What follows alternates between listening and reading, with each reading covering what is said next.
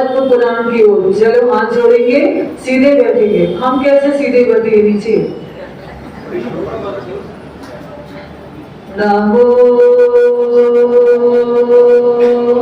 अरिहंताणं, नमो सिद्धाणं, नमो आयर्याणं, नमो उवचायाणं, नमो लोये सौरसाहुणम्।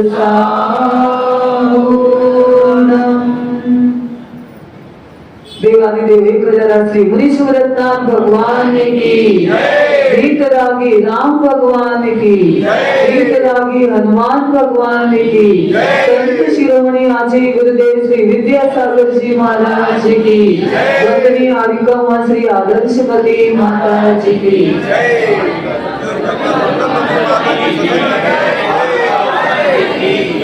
कल आपने सुना था कि कौतुक मंगल नाम का नगर है और वहां पर कौन सी रानी है?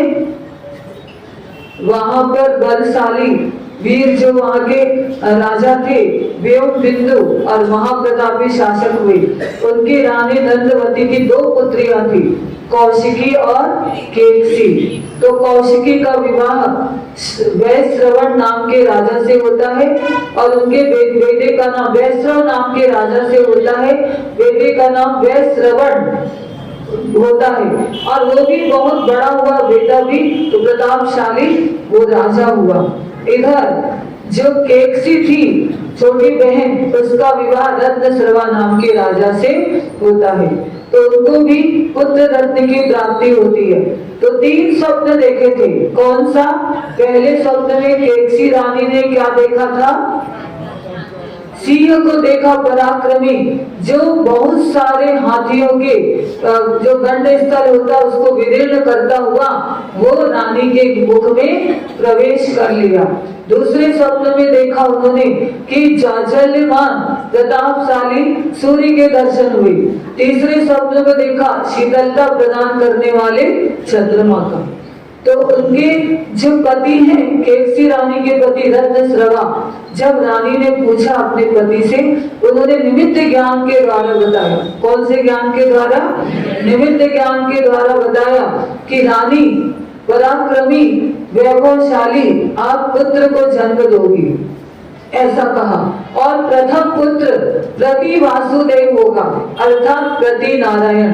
और दूसरा पुत्र, तीसरा पुत्र, ये दोनों वीतराग धर्म के अनुयायी होते हुए, वीतराग धर्म को अपनाते हुए ये मोक्ष मार्ग में लग करके अपना कल्याण करेंगे। पहले तो राजा बनेंगे, फिर जब तीनों स्वप्नों का फल उसने सुना तो केकसी रानी रत्नश्रवा अपने पति से कहती हैं कि अपन दोनों जैन धर्म का पालन करने वाले, वीतराग धर्म का पालन करने वाले, लेकिन प्रथम पुत्र इस प्रकार का होगा। तो राजा समझाते हैं कि रानी ये सब निमित्त नैमित्तिक संबंध है और पूर्व जन्म के कर्मों का फल है।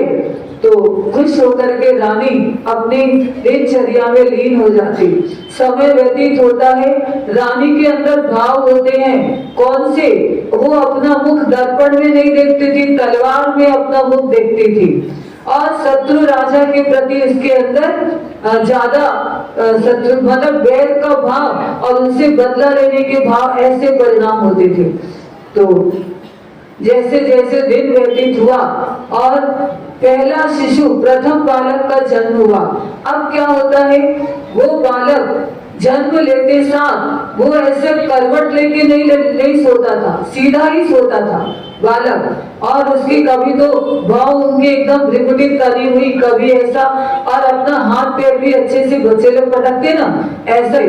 तो वहां पर एक हार रखा हुआ था, उस बच्चे ने ऐसा लंबा हाथ किया, उस हार को पकड़ लिया। ये देख करके, इसकी चेष्टा देखकर माता पिता को खुशी होती है। फिर पिता ने देखा और वो हार कौन सा था? कल हमने प्रारंभ में बताया था कि अजितनाथ भगवान के समय मेघ वाहन राजा हुआ विद्याधर वंश का, जो राक्षस द्वीप में उसको भीम और सुभीम नाम के जो देव थे महाराजा भी कहलाते वो, तो उन्होंने ये हार प्रदान किया था मेघ वाहन राजा को। तो देखो अजितनाथ भगवान से उन राजा महाराजा क्रम क्रम से संतति चलती चली गई और वो हार रत्नश्रवा राजा के पास भी था। सोचो अजितनाथ भगवान से मुनि सूरजनाथ भगवान का काल आ गया। अब उसी हार को उसने पकड़ा था। उस हार को देख करके उस जैसी राजा ने हार को देखा तो उस हार में उस बालक के 10 चेहरे दिखाई दिए। कितने? एक तो वो स्वयं था और 9 और चेहरे दिखाई दिए उस हार में। उस दृश्य को देख करके रत्नश्रवा पिताजी ने अपने बेटे का नाम क्या रखा? दशानन। आनंद का अर्थ होता मुख, चेहरा। तो जिसको 10 चेहरे दिखाई दिए उस बालक का नाम दशानन रख दिया। अभी रावण नाम नहीं है, वो बाद में नाम पड़ेगा। अभी तो उसका नाम बालक का क्या है? दशानन नाम रखा। हाँ क्या? एक प्रश्न, मतलब जैसे कि अजितनाथ भगवान जी के टाइम पे वो जो हार था वो उनकी काया के हिसाब से बहुत बड़ा रहा होगा और मुनि सूरजनाथ भगवान जी के टाइम पे वो छोटा होता, मतलब इतनी बड़ी काया का हार इस टाइम पे वो हार छोटा था, एकदम बड़ा नहीं था। हाँ उस समय का हार। देखो प्रश्न कहाँ से उठता है, खूब बड़ा होगा क्योंकि वहां पर मेघ वाहन की जो काया होगी वो भी बड़ी होगी। प्रश्न तो सही है, लेकिन वहां उस समय की अंगूठी भी हार के बराबर, बाजू पर भी हार के बराबर और छोटा सा हार भी हार ही गई। बड़ा हार भी कहलाता है, छोटा हार। अपने हिसाब से इतना बड़ा हार बना लो। एक 27 मोती की माला बनाते, कितनी छोटी होती है, उससे भी माला फेर सकते, 4 माला में 1 माला हो जाती। तो होगा इस प्रकार से। तो ग्रंथ में इसी प्रकार का लिखा। तो हमारा कहना है कि उसका नाम क्या रखा? पहले शिशु का नाम दशानन। कुछ दिनों के उपरांत दूसरे बालक का जन्म होता है, उसका नाम क्या रखते हैं? कुंभकर्ण। फिर कुंभकर्ण के बाद कुछ दिनों के उपरांत बहन का जन्म होता है चंद्रनखा। फिर उसके बाद कुछ दिनों के उपरांत विभीषण का जन्म। तीनों बालक का जन्म हो गया, बहन भी। धीरे धीरे ये सब तीनों बड़े होते जा रहे। एक समय की बात है, रानी केकसी की गोद में दशानन था और दोनों भाई उसी के पास में खेल रहे थे। तो उसी वक्त क्या होता है, आसमान से एक विमान निकलता है। तो उसको देख करके दशानन पूछता है माँ से कि माँ ये कौन सा विमान, कौन बैठा है अहंकारी जो हमारे ऊपर से निकल रहा है? तो केकसी रानी ने बताया कि बेटा ये तुम्हारी मौसी का पुत्र वैश्रवण है और ये इंद्र राजा जो था, इंद्र राजा की आज्ञा में रहता है और लोकपाल के रूप में, राजदूत के रूप में इसने, इंद्र ने इसको अपना राजदूत बनाया है और ये लंका का राज्य कर रहा है। क्या बताया? और इंद्र के कारण ये अहंकारी, बहुत अहंकारी, लेकिन है तुम्हारी मौसी का पुत्र। जैसी दशानन ने सुना और माँ की आंखों में आंसू आ गए कि तुम्हारे पितामह, जो बड़े पितामह थे माली, यानी बड़े पिताजी, बड़े दादाजी कहलाए ना, माली, सुमाली और माल्यवान, ये 3 दादाजी थे। तो इनके पिताजी का नाम तो सुमाली था, दशानन के दादाजी का नाम, रत्नश्रवा के पिताजी का नाम सुमाली था, तो ये इनके दादाजी कहलाए। तो उस समय माली राजा ने लंका का राज्य ले लिया था, राज्य करते थे, लेकिन उस राजा से, इंद्र राजा से हार गए थे, इसलिए वापस अपने को यहाँ पाताल लंका में रहना पड़ रहा है। ऐसा तो जब जैसी दशानन ने सुना, उसको क्रोध आ गया, तो वो कहता है कि माँ चिंता नहीं करो, मैं जब बड़ा हो जाऊंगा ना तो मैं करूंगा इस प्रकार से युद्ध आदि। दोनों भाई कहते कि हाँ हाँ माँ, हमारा बड़ा भाई दशानन भैया ये बहुत शक्तिशाली, आप चिंता नहीं करो। ठीक माँ को खुशी होती है। धीरे धीरे बच्चे बड़े होते हैं तो एक दिन दशानंद कहता है कि अपने इस विद्याधर वंश में राजा महाराजा सभी विद्या सिद्ध करते हैं युद्ध आदि के लिए, तो चलो अपन भी विद्या सिद्ध करेंगे। तो तीनों भाई माता पिता की आज्ञा लेकर के ये चले जाते हैं और विद्या सिद्ध करने के लिए। कौन से पर्वत पे जाते हैं? साधना करने के लिए। बहुत सारे लोग कहते हैं कि हमारे वंश में महामुनि आदि मुक्ति के अर्थ तप आदि भी करते हैं और राजा महाराजा विजय प्राप्त करने के लिए विद्या आदि भी सिद्ध करते हैं। तो ऐसा विचार करके तीनों वन गमन के लिए विचार करते हैं और भयानक भीम नामक सघन वन में चले जाते। तीनों भाई दशानन, कुंभकर्ण और विभीषण तीनों जाते हैं और तीनों वहां पर मंत्र सिद्ध कर रहे और 8 अक्षरों का मंत्र है। 1.5 दिन में कितनी जाप करते हैं उस मंत्र की? 1-1 लाख जाप। सोचो, अखंड आसन से बैठे, आसन में नहीं हिल रहा और ऐसी जाप करते हैं। चित्त की स्थिरता से उन तीनों को सर्व काम प्रदान नाम की विद्या सिद्ध हो जाती। अब इस विद्या के सिद्ध होने पर उनको विद्या की सिद्धि से इच्छित भोजन सामग्री आदि सब प्राप्त होने लगी। तो आगे की विद्या सिद्ध करने में इनको सुविधा हो गई, किसी प्रकार से कोई बाधाएं नहीं आती। अब जब ये विद्या सिद्ध कर रहे थे तो जम्बूद्वीप का अधिपति देव, जिसका नाम था अनावृत्ति, वो यक्ष अपनी देवियों के साथ आया। तो देवियों ने इन तीनों सुंदर यौवन अवस्था को प्राप्त हो गए थे। तीनों इनको देख करके विचार करती, ऐसी अवस्था में ये लोग क्यों तपस्या कर रहे कि बहुत अच्छे राजकुमार के रूप में थे तीनों, क्यों कर रहे इतनी तपस्या? जब उनसे बोलते थे लोग कुछ नहीं बोलते, तीनों शांत। तो उन देवियों को, यक्ष को भी गुस्सा आ जाता है। तो एक जो कुंडल नाम का शस्त्र, उसका प्रहार करते तो भी तीनों भाई एकाग्र होकर के बैठे, विचलित नहीं होते।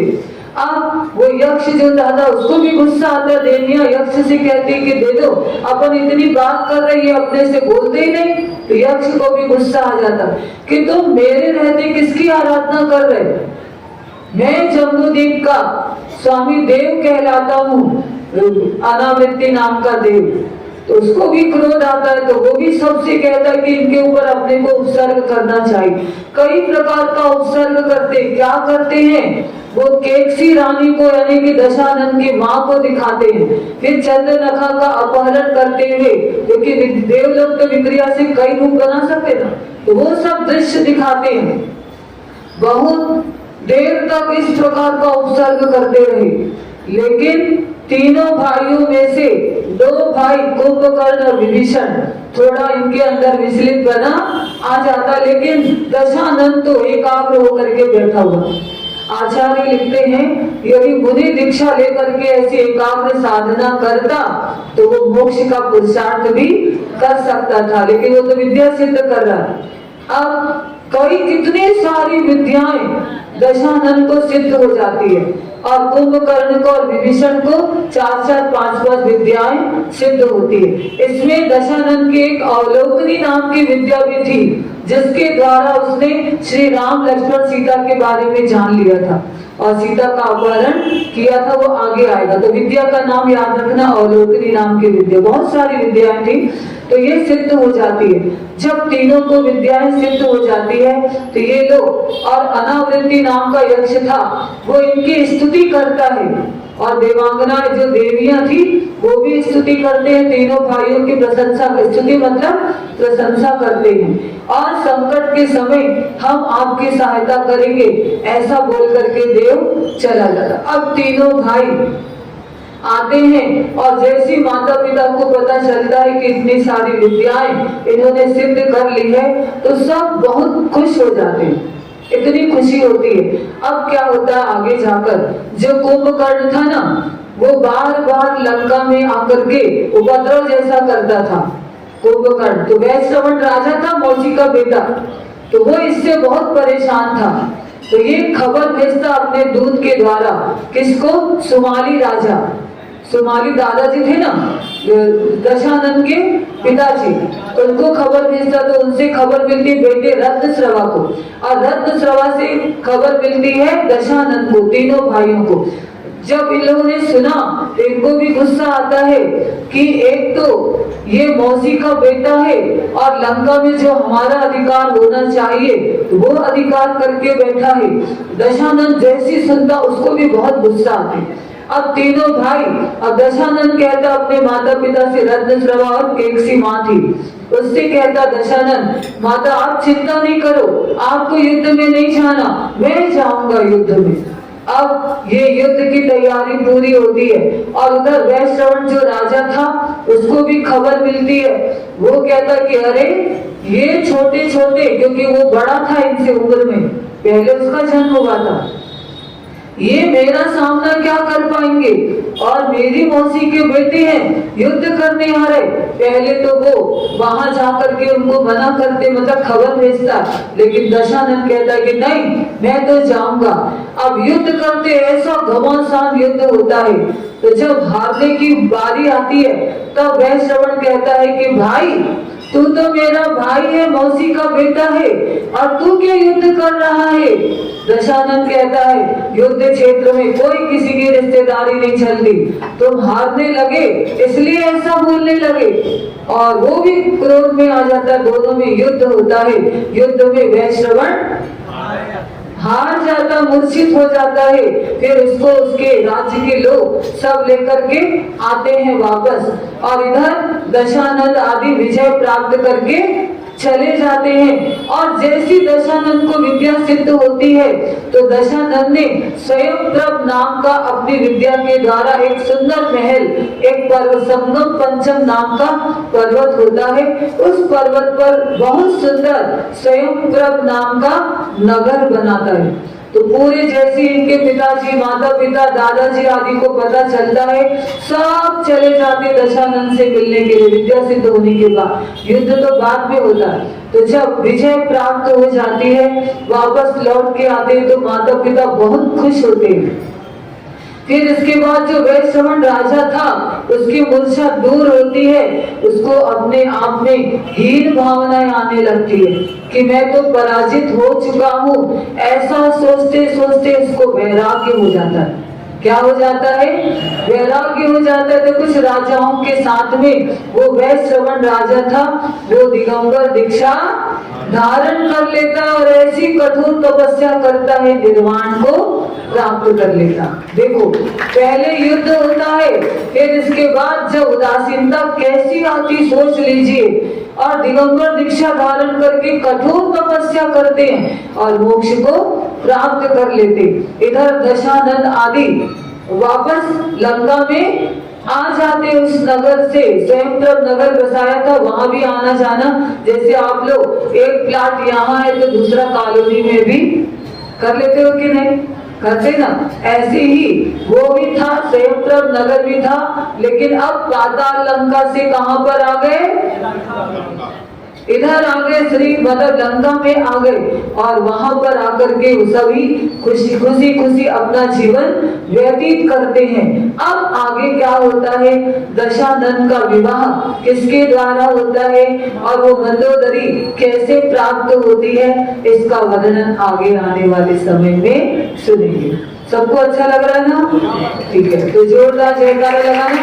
बोलिए देवादिदेव खजरासी मुनि सूरतनाथ भगवान की जय। संत शिरोमणि आचार्य गुरुदेव श्री विद्यासागर जी महाराज की जय। वंदनीय आर्यका मां श्री आदर्शमती माता जी की जय।